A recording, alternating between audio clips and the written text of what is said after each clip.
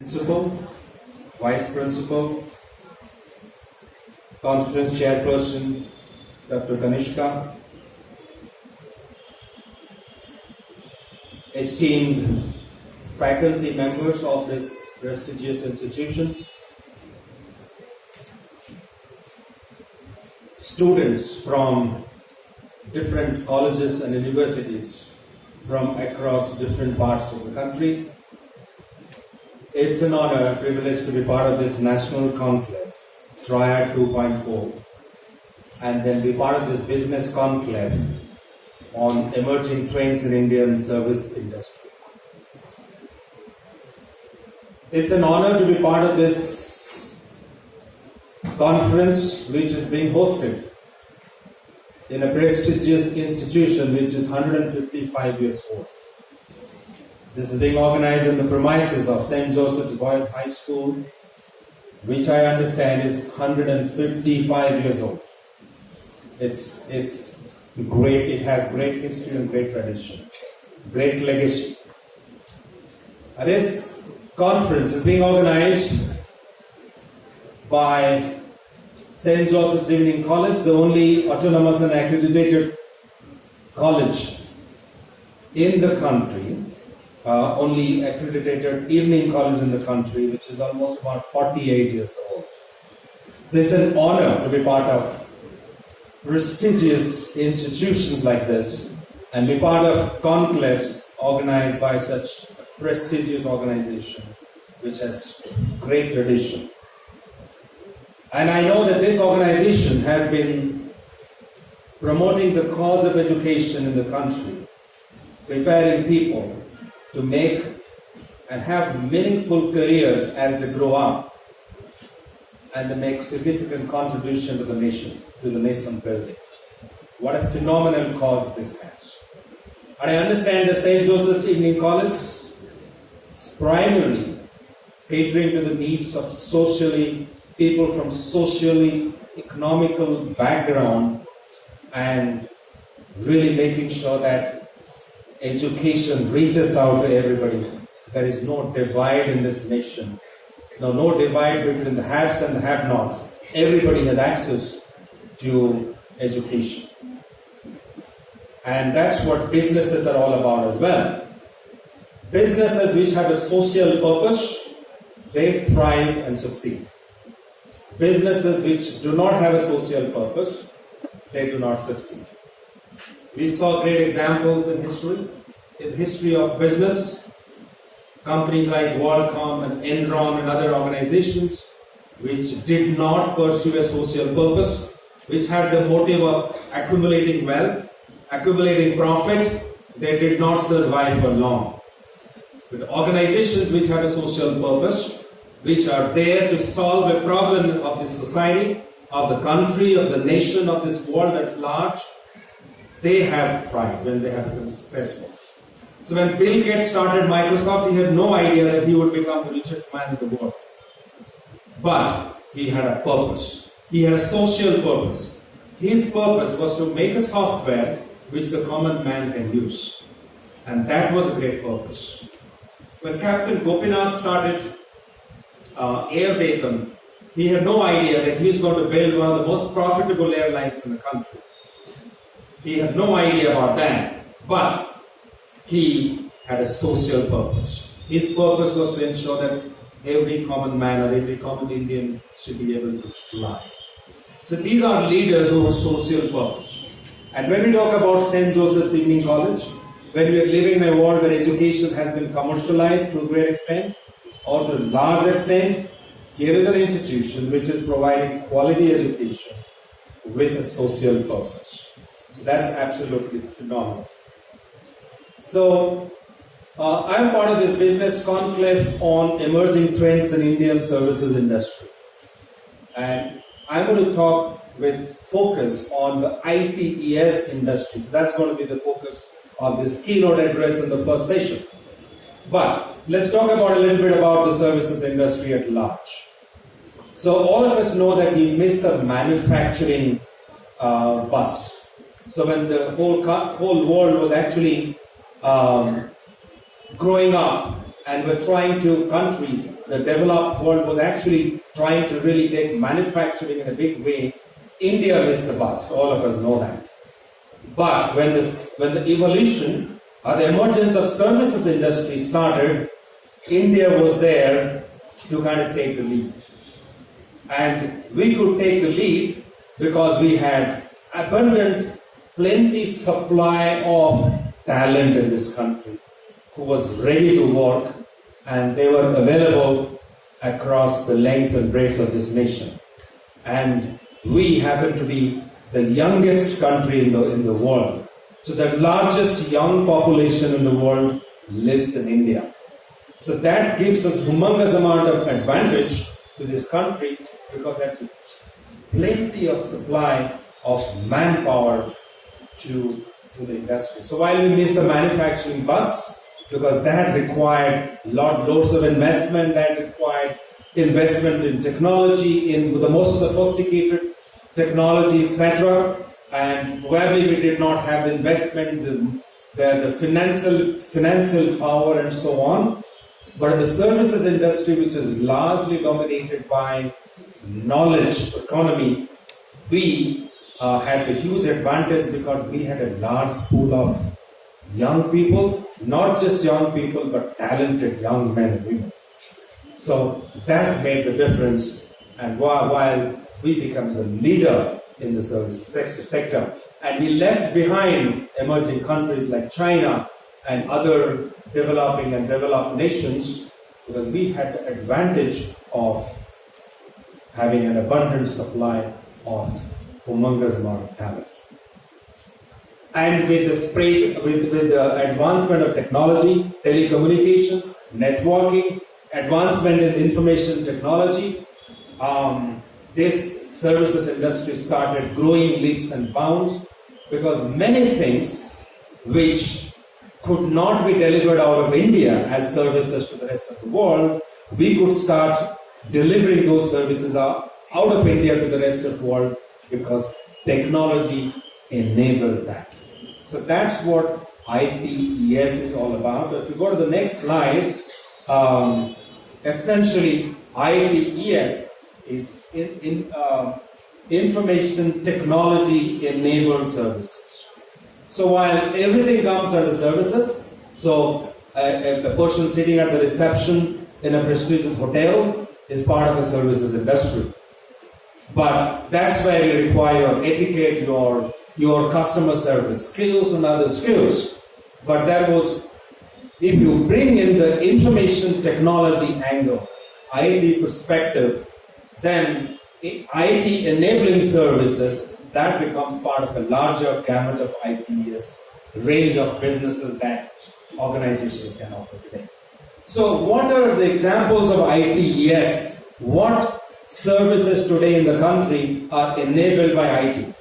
Can some of the students share their perspective? Can you give an example of an ITES industry? Come on.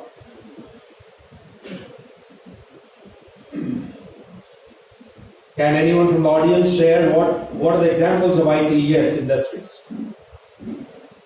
You did not expect that the keynote speaker can ask questions as well. So, if you came here with the expectation that you're only going to listen and go back, that's not going to happen. We need to have dialogues. We need to have conversations.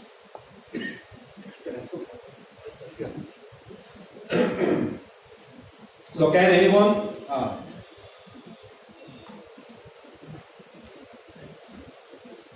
Can anybody in the audience tell me give me a couple of examples of ITES industry? Services which are enabled by information technology. You know what is IT? IT is technology. With the evolution of computers and network computers, right from the mainframe computers to the desktops, that has been a phenomenal journey in the information technology industry. But computers alone were not good enough. When the networking, telecommunications emerged, and when the computers were networked, and the whole world got connected with each other, that's where it actually started enabling services through information technology. So BPO is an example of ITES industry. BPO is part of ITES. Call centers. All of you have your credit cards or debit cards. You have a debit card. So if you go to the ATM, withdraw some money, and then you had punched in 5,000, but if the ATM gives you 4,000, what do? What will you do? How would you complain? Sorry? Call customer service. Yes, somebody said give a letter. That was a practice in the good old days when IT was not there. But today, with IT enabling services, you know that there's a call center the bank has, and you can call the bank's call center. And there is a customer service executive who is sitting there wearing a headphone, and he or she is going to answer your call and provide you a solution. So a call center is an example of ITES industry. BPO is another example of ITES. KPO, knowledge process outsourcing, is another example. Medical transcription is yet another example of ITES, or Information Technology Enabled Services Organizations. When IT started evolving and taking prominence, its uses at the beginning was rather confined to manufacturing. Information technology, tools, software programming and development were geared to make manufacturing seamless, to see how we can reduce cost in manufacturing, how can improve the workflow of the assembly line in manufacturing by introducing IT. The usage of IT in services industry was not prominent at the beginning. But as years passed by, organizations found its relevance across the length and breadth of the industry, and they saw great relevance of IT in the services sector. So let me give an example. A couple of years ago, if you wanted to take the subscription of a cell mobile phone, let's say Airtel, for example, you would walk into an Airtel store, isn't it? Right? So, and they will give you a SIM card, and you will put that in your phone. What happens after that? Can you start using your phone immediately, or could you start using your telephone immediately? I'm talking about 3-4 years ago. What used to happen after that? They need some time to activate. So somebody will call you, and somebody will personally, physically visit your place and your residence and find out whether you stay there or not. This is called the KYC process. Know your customer. So this is an example of a service. How does KYC happen today? If you want an Airtel connection, how does it happen today? Thumb impression. So you go to the Airtel store. What they will give you a SIM card, and what else they will ask you? They'll ask you have an Aadhaar card. Do you know an Aadhaar number? You share your number with them. They ask you to put your thumb on a small machine. It takes about 30 seconds to scan your thumb, and your KYC is done. This is a great example of information technology enabled service. So now KYC IT has enabled a service which usually earlier was done by somebody physically coming to a location, trying to find out if you're not at your home, he will come back again, he will lose one more day, and it used to take about 3 to 4 days for you to go through that process to get your phone connection activated. Today you get your connection activated in 30 seconds. So that's the power of information technology enabling different services. So let's move on. Yes. Before we talk about the ITES spending, let's talk a little bit about the IT spending in the world today. IT spending in 2019 is going to be 3.8 trillion US dollars. 3.8 trillion US dollars. Humongous amount. It's something which is difficult to visualize what that amount looks like. Now let's move on.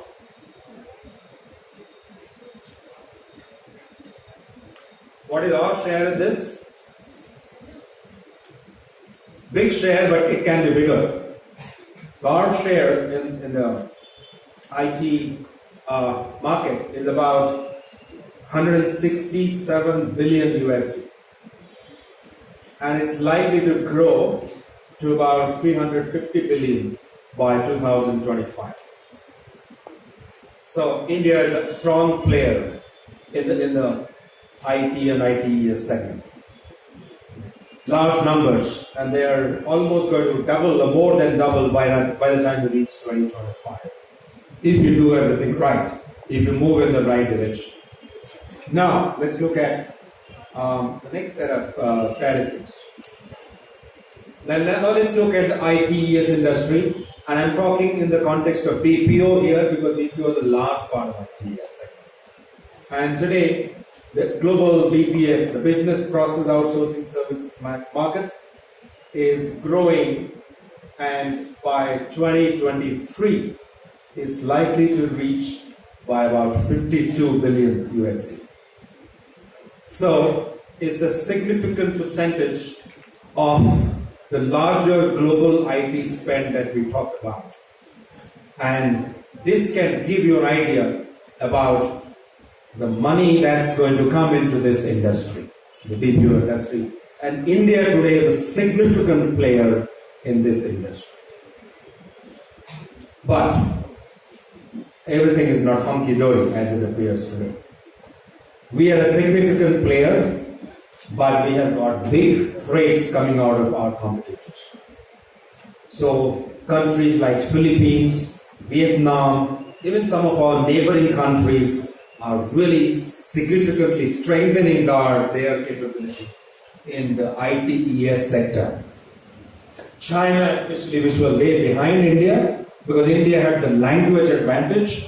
India had the advantage of being a politically stable nation.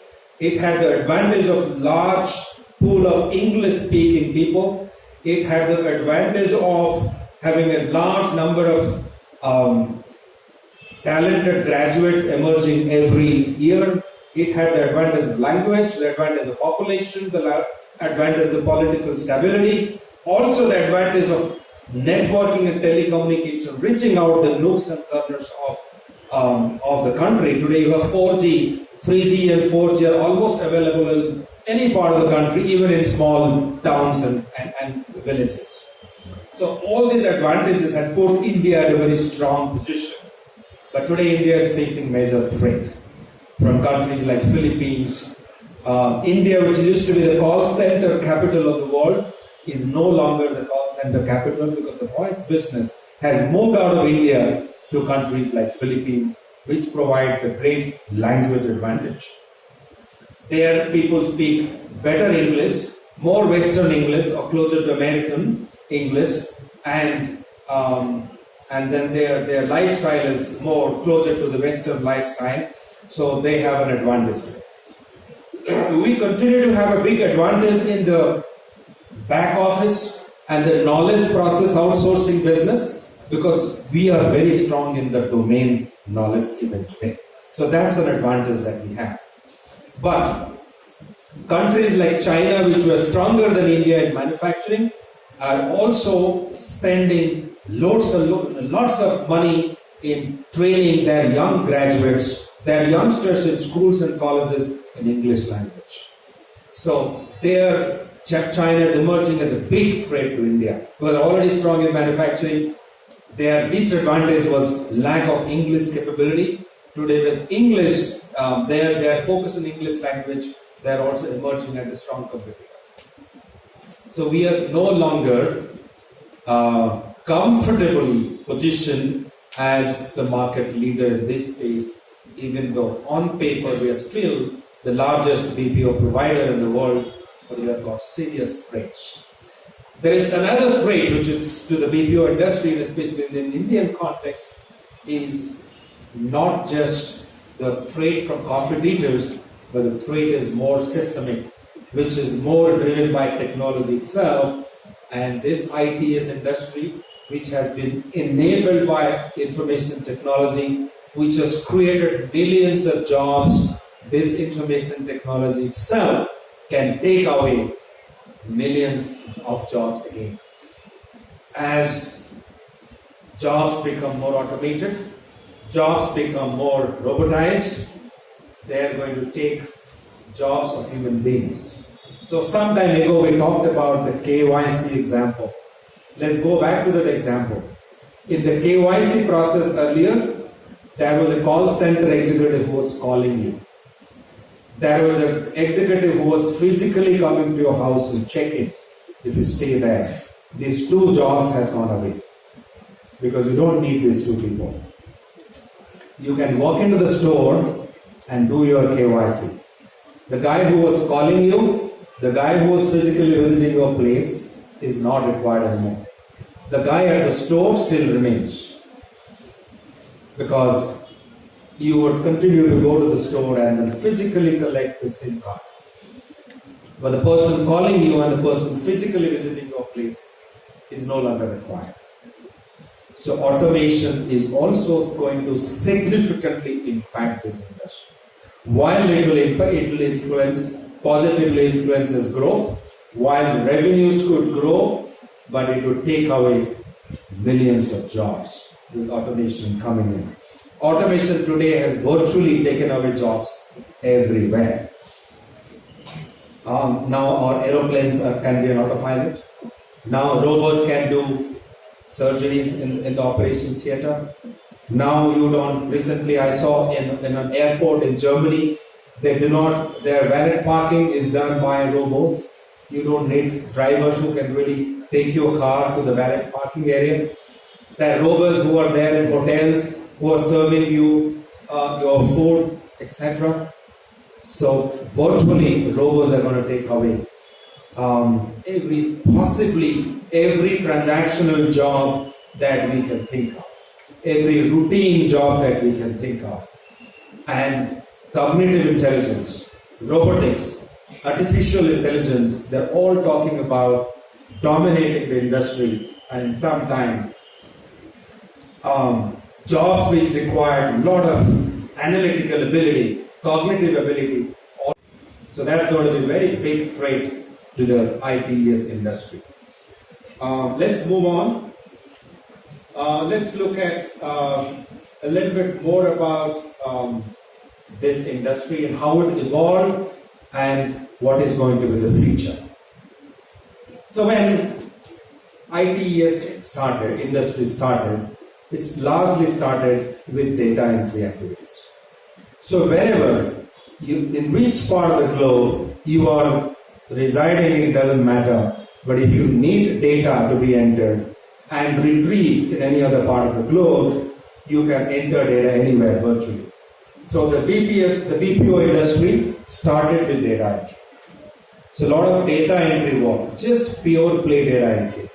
Entering data into your systems and then creating reports, producing large number of Excel files, MIS reports, medical transcription, decoding, what the doctors were saying, etc., and then punching that information into your computers. So it started with data entry. It moved to data conversion into different formats and different, creation of different outputs. From data entry, it moved to slightly more complex work, which was call center activity, where organizations which, when their core business was running a telecom company or running a manufacturing company, selling probably consumer durable products, they also realized that one of their non-core activities was customer service, and they can outsourcing to other companies. So anything which was non-core to an organization, if for Airtel, selling mobile services is their core, probably answering calls on the customer issues, they felt it's non-core and this can be outsourced. This is an example of how call centers emerged. Organizations started either setting up their own call centers in developing countries like India where there was huge supply of people, or they set up, outsource this to other organizations who were willing to do this. Then, from call center, we moved to more complex workwear, which included medical transcription, etc., which also required some knowledge of not just, answering calls, etc., but understanding the nuances of medical terminologies and then kind of transcribing them and creating reports. And if you move on, we will see that this industry evolved from a data entry service provider to call center to back office activities. And if you look at 1990 to 2000, when largely this industry kind of evolved and emerged, there was a lot of emphasis on cost and productivity. And most companies set up their BPO and call centers in India because they found the abundant supply of manpower and the cost of labor was cheap. The labor advantage was huge. They used to pay about 7 to 8 times more in terms of salary and compensation to people, and that they could do that at 1/10 of the cost in India. Then from 2000 onwards, as the competition started thriving, while the cost advantage continued, but the cost pressure in India and other countries also went up. And at the same time, the customers who were outsourcing to India realized that with so much of competition among the BPO and call center service providers, we can then demand more. And they started asking the BPO service providers, well, cost, you can give me the cost advantage, so what? Your competitor also can give me the same advantage. Why should I come to you? So, BPO services providers, they started becoming more conscious about different range of services that can provide. So they said, look, you are giving us only non-core activity, but we can now do more core activities. Now we can actually manage your financial services. We can take care of we were taking off your vendor payment processing, but we can also do your budgeting and finance planning. Organizations typically keep it to themselves. They don't outsource it because they believe this is confidential, sensitive, their financial numbers, information, strategy, etc. cannot go to the market. But they also saw a cost advantage, and organizations guaranteeing privacy, confidentiality, secrecy, etc. Customers became more confident about outsourcing some of those activities. So, but in 2000 and 2005, we saw more horizontal and vertical services coming in. So, from customer service or low-end transaction processing like account service, accounts payables and account receivables, etc., they started moving to more different horizontals and different verticals. Then they move into more value-added services, and subsequently from 2010 to 15, it was more about non-linear growth. So BPO industry, which was more about human beings, clients were paying per head count, they started paying per transaction. So the growth became more non-linear. So with more business coming in, organizations did not really recruited more manpower to do that because their growth had started becoming more non-linear. Then from BPO, then they started becoming business process services and not business process outsourcing. Let's move on.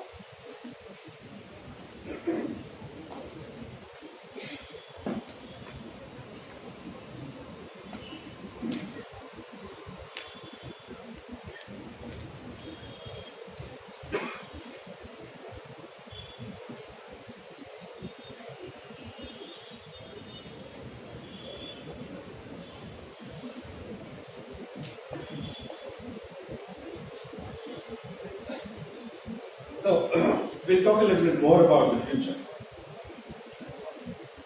So with emergence from call center to BPO, BPO through KPO, and then converging into something called business process services. Where are we heading to? What is the future? The future is going to be very, very different from what it is today. And so business process operations in future is going to become digital operations. So BPO is going to be all about digital. So activities which are performed manually by human beings, of course with the use of computers, etc., will become largely automated.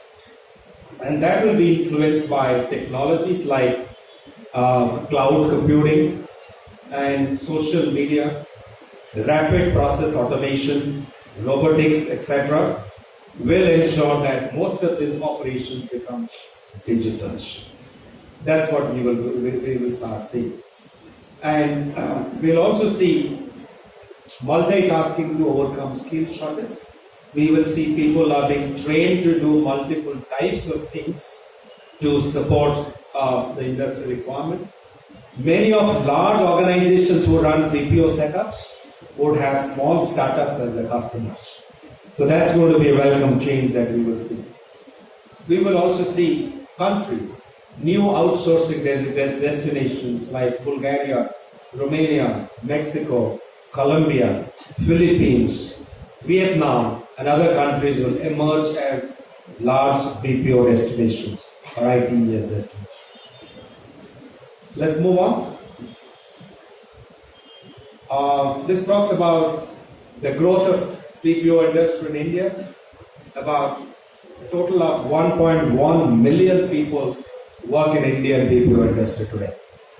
And this is growing in spite of more automation and robotics coming in and taking out, automating all the processes.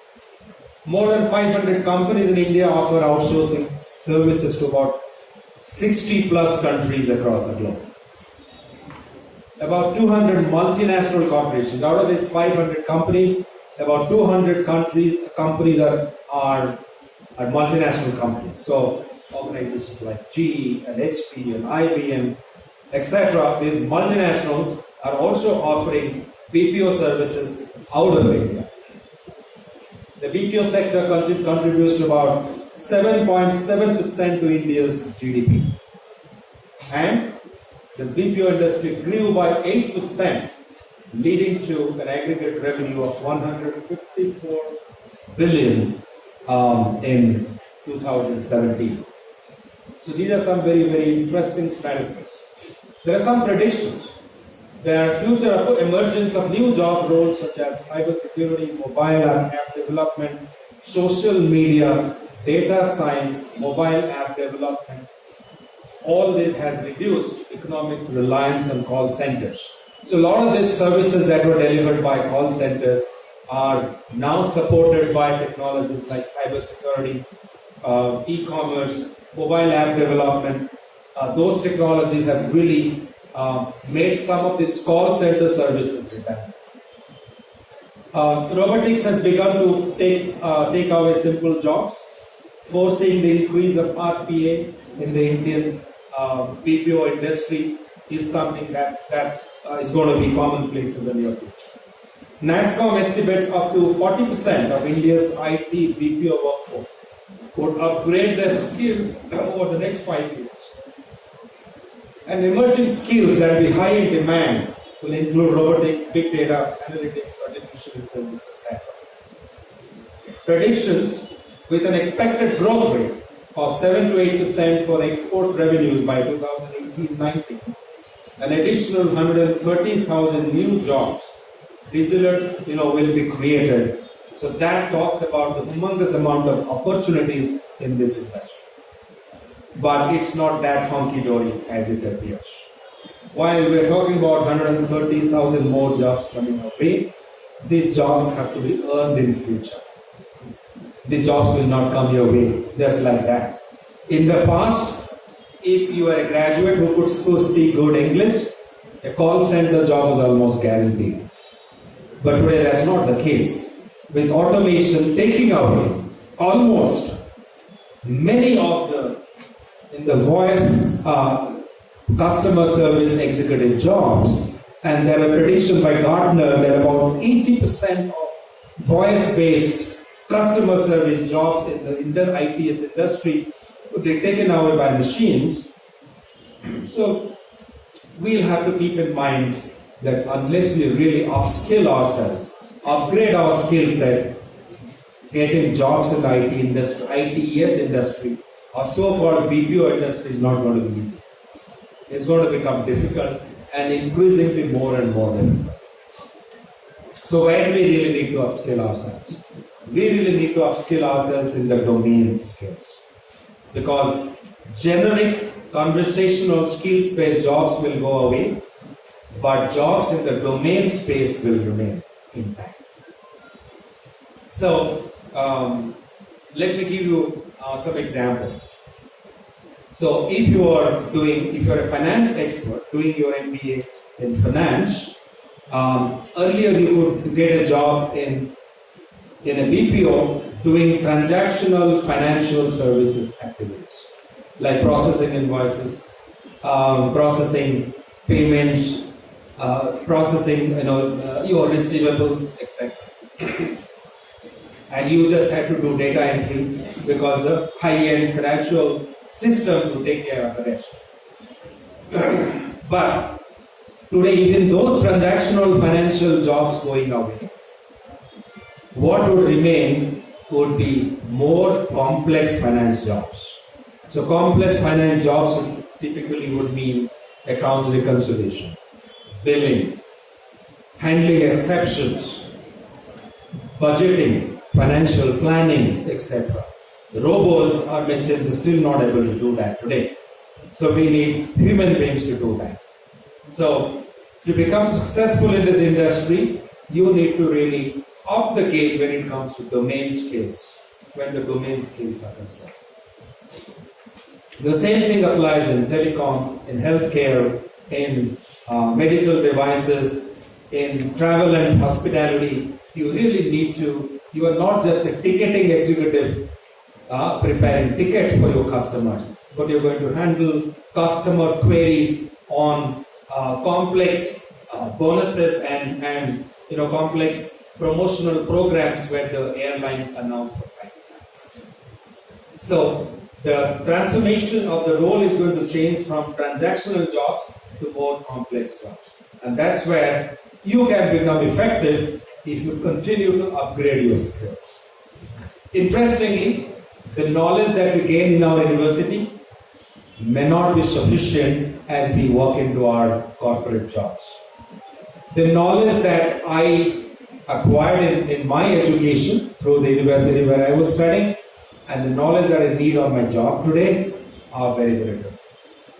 The knowledge that we're going to need about 10 years from now does not exist. You will have to acquire that knowledge between now and the next 10 years. So if you believe that your MBA degree will give you all the knowledge that you need for your life, then you are mistaken.